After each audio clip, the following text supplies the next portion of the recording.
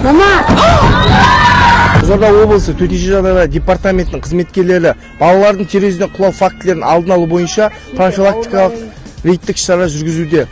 Осыған қарамастан өңірімізде терроризмнен құлау фактілері де орын алуда. Осы ретте ата-аналардан балаларыңызды бақылаусыз және қараусыз қалдырмауларын сұраймыз.